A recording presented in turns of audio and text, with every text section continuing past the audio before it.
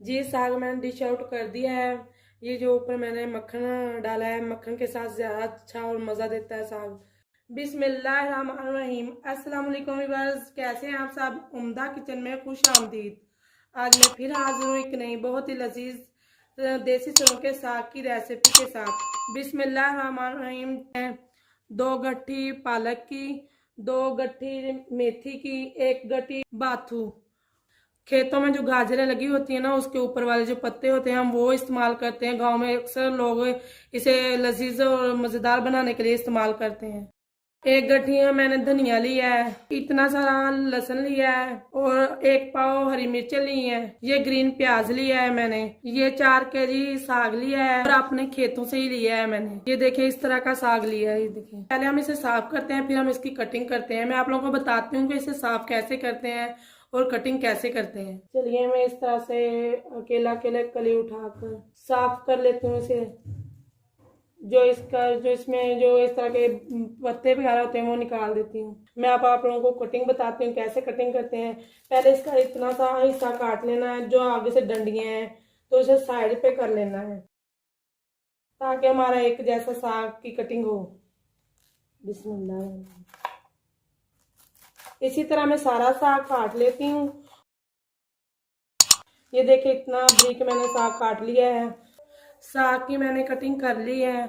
अब बाकी का सामान उसकी भी सारी हम कटिंग करके एक साइड पर रख देते हैं। फिर बाद में बताऊंगी किस तरह हमने वॉश करके तो इसे पकाने के लिए रखना है। साग की मैंने कटिंग कर ली है। साग का सारा सामान तैयार हो गया है। मिर्चों की डंडियां तोड़ ली हैं, तो पालक भी साफ करके कटिंग कर ली है। जो मेथी वगैरह थी वो सारी चीजें साफ करके कटिंग कर ली है। बाथू के हम डंडियां वगैरह अलहदा कर दी थी, पत्ते अलहदा कर दिए थे, तो उसकी भी कटिंग सारी ये सारी चीजें मिक्स करनी है। अब हम इसे वॉश करते हैं नल के नीचे। पहले हम देचके में पानी ऐड कर लेते हैं।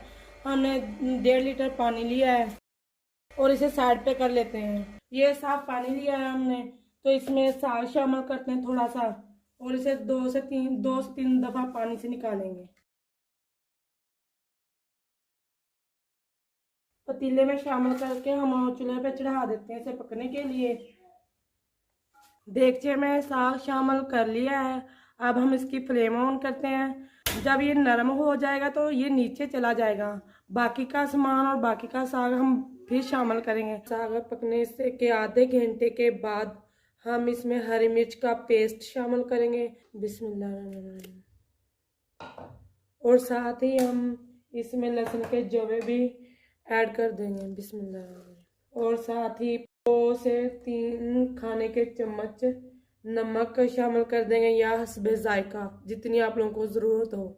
बिस्मिल्लाह। और अच्छी तरह से हम इसे मिक्स करेंगे। अब हम इसे पकने के लिए रख देंगे जब तक ये गल ना जाए और पानी खुश्क हो जाए। फिर हम इसे उतारेंगे और फिर से हम घोटेंगे। साग का पानी खुश्क हो गया है, तो ये देखें साग के गंदले अब नरम हो गई हैं बिल्कुल। ये देखें इस तरह से गल गया है।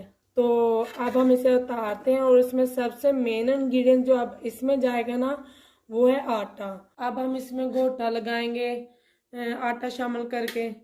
इसे पकने में तकरीबन 3.5-4 घंटे लगे हैं हमारा साग पकने में।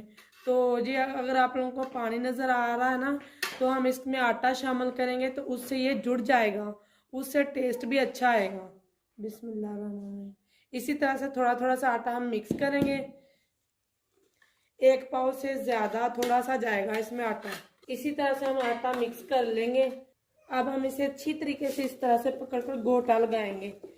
ये बिल्कुल स्मूथ हो जाना चाहिए।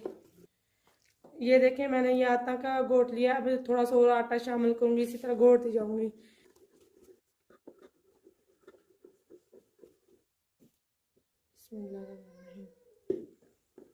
ये देखिए साग को हमने काफी हद तक घोट लिया है। ये देखिए इस तरह स्मूथ हो जाएगा।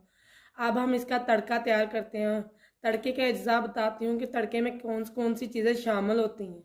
पतीले में मैंने आधा कप घी शामिल कर लिया है तड़के के लिए। तो अब हम इसमें प्याज शामिल करते हैं। बिस्मिल्लाह। ये 1 अदद प्याज लिए बड़े साइज की। इसे अब हम हल्का गोल्डन तक पकाते हैं। प्याज में हमारे खुशबू आने लगी है, हल्का गोल्डन भी हो गया है। अब हम इसमें अदरक कुटा हुआ शामिल करते हैं। इसे भी हल्का सा गोल्डन कलर दे लेंगे और साथ में ही हम प्याज शामिल करते हैं।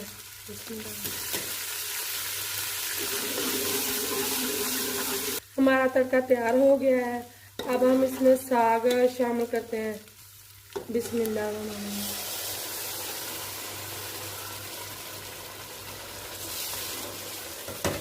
मैंने आप लोगों को वही तरीका बताया जो पंजाब में बनाया जाता है।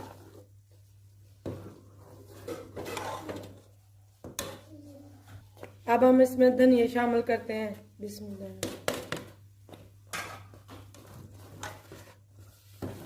ये देखें। अब हम इसे डिश आउट कर लेते हैं। जी साग मैंने डिश आउट कर दिया है। ये जो ऊपर मैंने मक्खन डाला है, मक्खन के साथ ज़्यादा अच्छा और मज़ा देता है साग। तो अगर आपको ये वीडियो अच्छी लगे तो लाइक और शेयर करें।